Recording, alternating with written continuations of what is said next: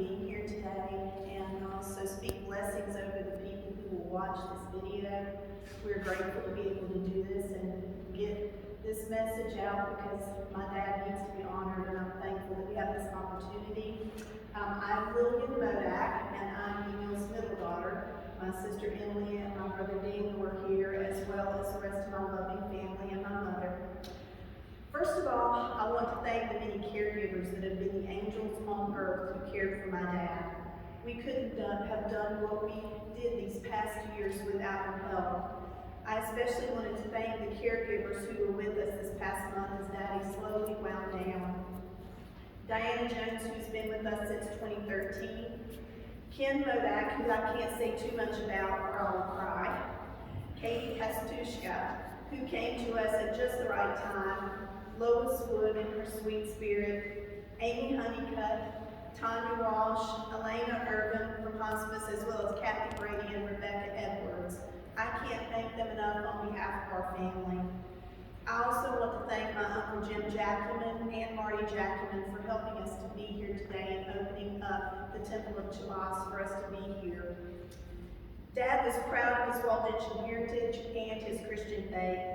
He actually helped to build this church that we're in today, so it's fitting for us to have his service here, and we're grateful to be here.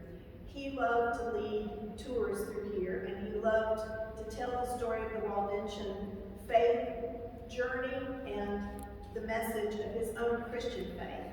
Not only was this faith part of his story, he wanted the people that came through the trail to know that it was their story too, that they believe in Jesus because of the sacrifices made to get the gospel out and keep the message going.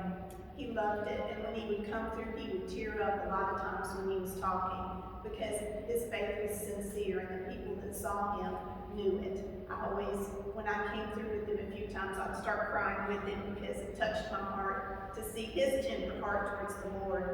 Through my dad's faith, he taught us how to love Jesus. He was proud of his country and was a Korean veteran with the U.S. Air Force, where he was stationed at Erding Air Force Base in Germany. He was also proud of his brother Cliff, who fought in World War II, and as a young man, he made a scrapbook of the different local soldiers so that he could honor Michael Cliff and those of his friends who were serving as well. He was a son of at least 3 great-great-great-great-grandfathers that I have discovered so far in my history research who fought for the Revolutionary War. He taught us to love our country. Daddy was always working and doing, and he got us going and doing too. Emily said there were many times where she was put to work during Thanksgiving week when he traditionally took off to do some of his chores around the house. And many other times he put her to work, and he put us all to work. I remember one Thanksgiving we came to Valdez and for the Thanksgiving dinner, my grandmother had been unable to get somebody to clean the leaves out of her yard. She called, people no-showed, or they didn't return her phone call.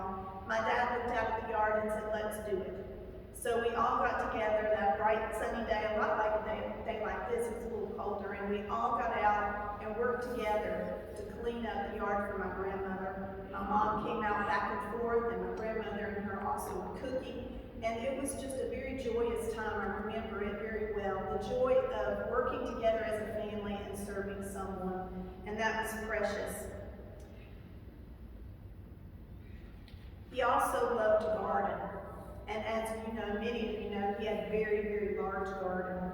And he loved to share what was in that garden with everyone else that he could find to give things to, especially green beans. He, for some reason, just loved to plant a lot of green beans. And I remember picking green beans until my arms were itching. I can still see my brother Daniel riding the lawnmower and sneezing all the way because of his allergies and the uncomfortableness of that, but he did it anyway. My dad taught us how to persevere even when you're uncomfortable. Dad always served others, and he served us too. I have many stories, but one of them that stands out in my mind was when I had taken a trip from Atlanta after work to Valdez. At that time, I was pregnant with my daughter Mary Ellen. I didn't know it yet. And it was a long journey, and for some reason, I was very, very shaky and very hungry and very tired when I arrived. We were meeting at the American Legion here for some event. my dad saw me coming in the parking lot and he made a plate full of food up for me and met me at the door with it. And I sat down and ate that, and I almost cried for tears of gratitude for his kindness to me. He did many things like that, taking food to shut-ins and working with many of the civic organizations that are in our community, as well as many, many services to the church. He taught us how to serve others. Daddy loved Christmas, and he loved to decorate and play Christmas music while he did it. He went and shopped for us all, and then he came back and wrapped all the packages and put 2 bows on them because one bow wasn't good enough. And he would decorate and then stand back and look at his handiwork with a twinkle in his eye and a spring in his step. He taught us that it is more blessed to give than to receive, and he taught us how to be a cheerful giver. Many of you know my dad was a man of few words, and as a child his dry sense of humor was hard to read sometimes. He and I share curly hair, and I'd seen a picture of him on the family farm with straight hair, and I asked him, "Daddy, how did you get that curly hair?" He looked at me without breaking a smile, and he said, "A cow licked it." A cow licked it? Well, I was a little smarter than that. I knew that wasn't the truth, but he told me another one that I believed for years. Daddy had bent toes, called hammer toes, if you're familiar with that. And one day I looked at his feet and I said, "Daddy, how did your toes get bent like that?" Again, he looked at me very seriously and he said he had run through a field without shoes and broke them on rocks. I knew that they didn't have a lot of money growing up on the farm for a doctor, but I actually believed that one might be true until I told my Aunt Virginia one day, and she burst out laughing and said, "Oh, he was born like that." He got me good on that one. Daddy grew up in a time when men weren't supposed to cry, and they hid their emotions, except his anger that flared up from time to time. I remember sitting in the family room watching TV, and he would come and sit, and then he'd jump up in a huff and leave the room quickly. At the time, I thought he was mad, but really he was more tender-hearted than the rest of us were, and he'd started to cry over the show, and he didn't want us to know it because he was embarrassed. Later, he told us what was going on. Well, his stuffed emotions changed after a spiritual milestone happened to him in 1978. Both of his parents died of heart disease, and Daddy got the gene. He began having chest pain, and whenever he would climb up our basement steps, he would have pain.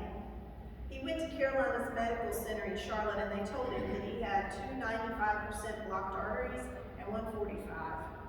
He would need bypass surgery, but at the time, it was a newer and a much riskier surgery than it is today, and he was scared. I remember seeing it on his face.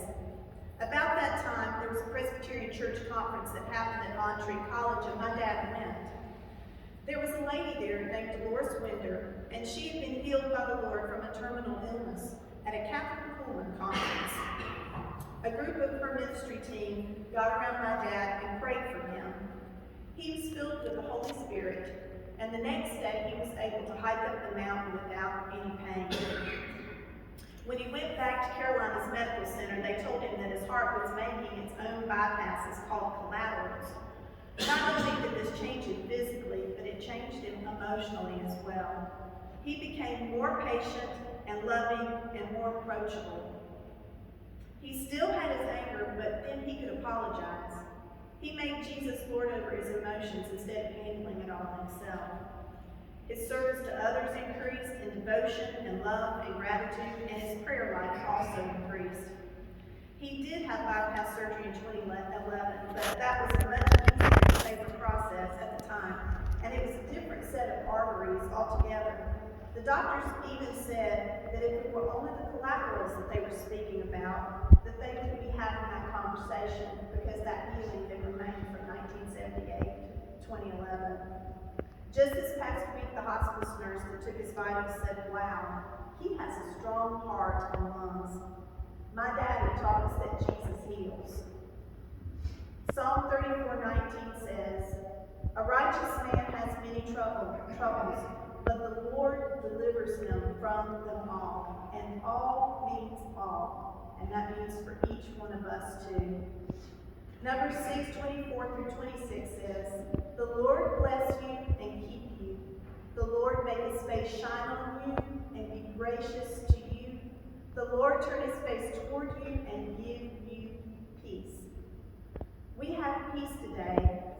Daddy because we know that he's now whole and being his busy self again in the garden of heaven. We have peace today because we know that he knew his Jesus, who said to the believing thief on the cross beside him, "Today you will be with me in paradise," and we know my dad believed too. We have peace today because we can celebrate a life lived to thank Jesus for his grace with good works done in love. Jesus said that if we give even a cup of water to someone, we will get a reward, and I know my dad has many rewards waiting for him. We have peace today because the same God who brought my dad through 90 years in this world of trouble will be with each one of you as you lean on him. Psalm 8:5 says, "Who is this coming from the wilderness, leaning on their beloved?" That's my dad today. We honor Daddy for leaning on Jesus and coming up out of this wilderness. He taught each one of us how to lean too. We know that he's now part of the great cloud of witnesses mentioned in Hebrews 12:1, and he's cheering each one of us on. We love each one of you, and we bless you with peace. God bless you.